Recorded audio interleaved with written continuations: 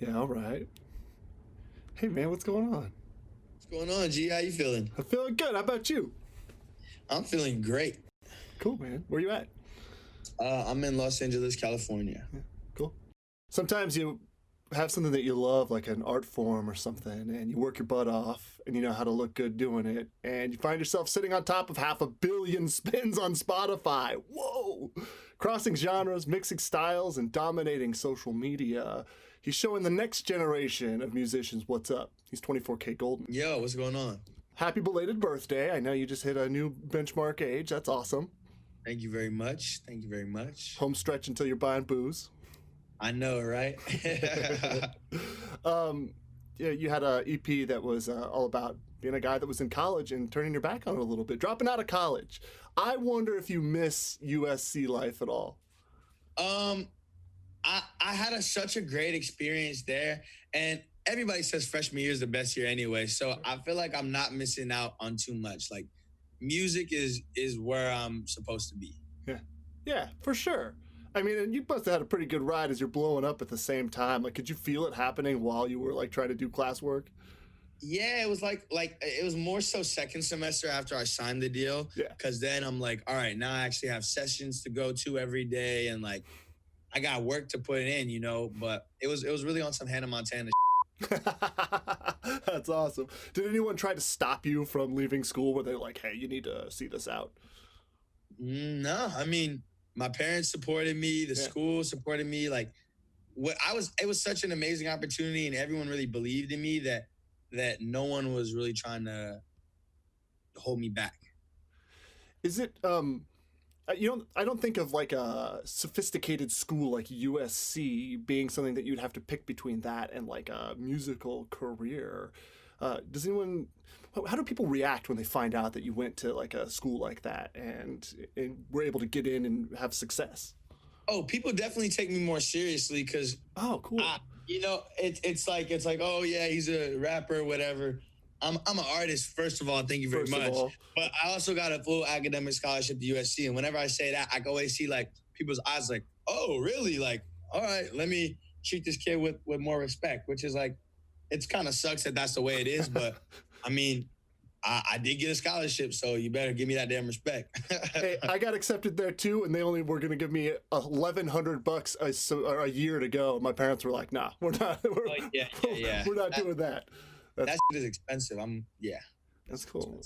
All right, so you're being mentioned in the same sentence as some like pretty incredible top-notch artists like Cardi B, BTS. Oh my God, they have the most rabid fans.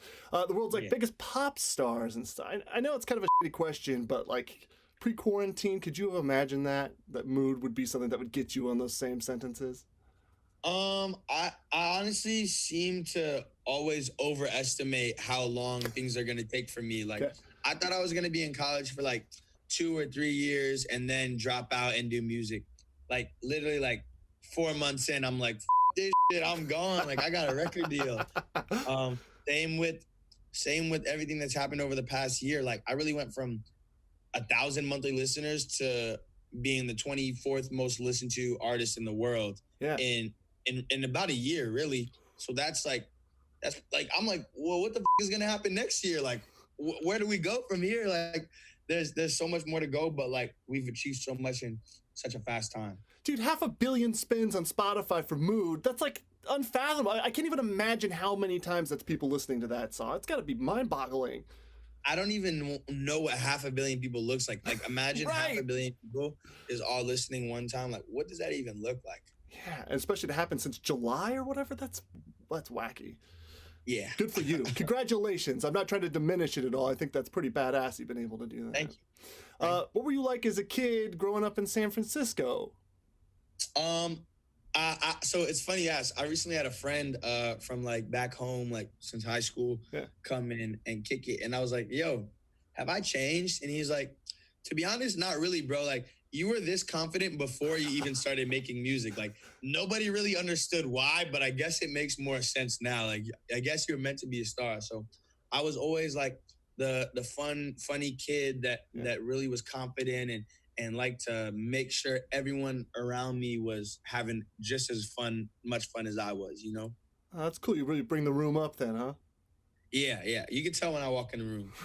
What were you into as a kid? Like karate or baseball or painting or? I did capoeira, this Brazilian martial art, for 7 Hell years. yeah. I was really, I still am. I'm really into fashion and sneakers. Like, I remember, like, my family, we didn't grow up with a lot of money. And I remember seeing this kid come to school in the pair of Jordans one day, the Jordan 11s.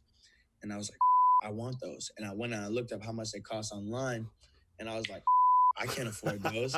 So I started buying and selling sneakers and buying old beat up sneakers and either customizing them or restoring them to get a little money on the side. I was a hustler. Oh, I've watched the YouTube videos of people doing that. I get it. There's like a real industry there, man, to be able to. Yeah, That's cool. huge. Wow. So you were just like hustling to get your own way. Now you got 500 million spins. I bet you buy whatever sneakers you want now, huh? Bro, it's so crazy now that I have now that I could theoretically buy Yeah. almost any sneaker I want. I don't even really want that many sneakers. I'm like, I would never spend this like $5,000 on a pair of sneakers now. Like, what? But back then, as soon as I got $500, it was going straight to sneakers. Priorities change a little bit. That's cool. Yeah.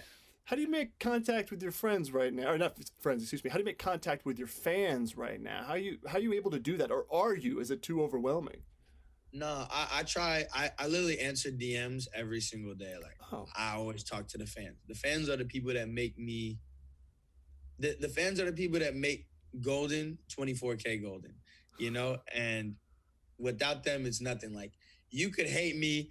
Hopefully you don't. But if my fans love me, I'm still gonna have success. And I just whatever way I can, Instagram lives, replying to their comments, DMing, like just putting out more content. Like, I do it all for the fans and myself and my family and friends. The LA Times labeled you as somewhere between emo and hip hop. And I can tell an old person like me wrote that. With these musical songs that kind of grow beyond the bounds of hip hop, you're landing on alternative radio. Here we are talking about it. Yeah. Is this deliberate, or is it like just a consequence of being good at what you do?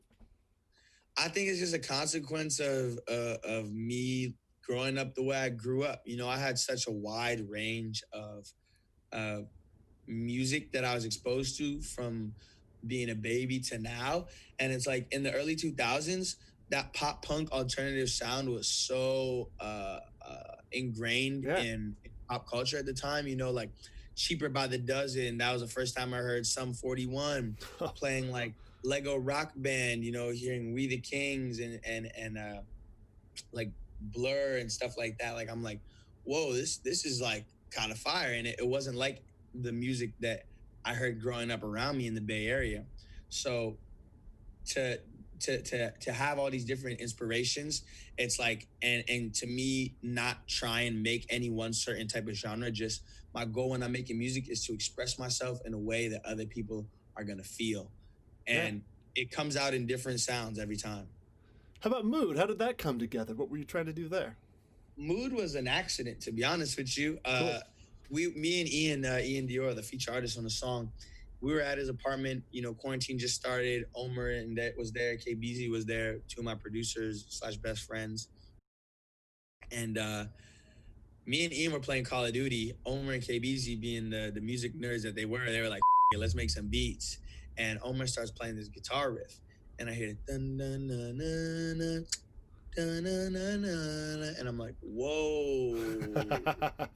And I just start singing without even really realizing it while I'm playing this Call of Duty game. And Mood comes out. Why you always in a mood? I'm brand new. And Omer's like, stop. That's hot. Come lay that down. So I come and lay my part. Ian comes, lays his verse. Then I come back and lay my verse. And we're like, damn, we made a good song. Just like that. Yeah, and then sent it over to Blake Slatkin. That's our other really good friend and main producer.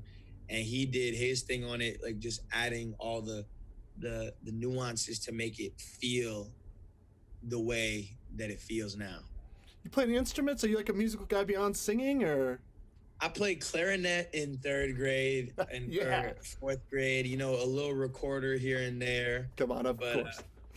I've always been a singing guy. The voice is just so like this shit is in me. Like my body is my instrument. It's so natural. I don't have to use any tools to do what I do. I could sing.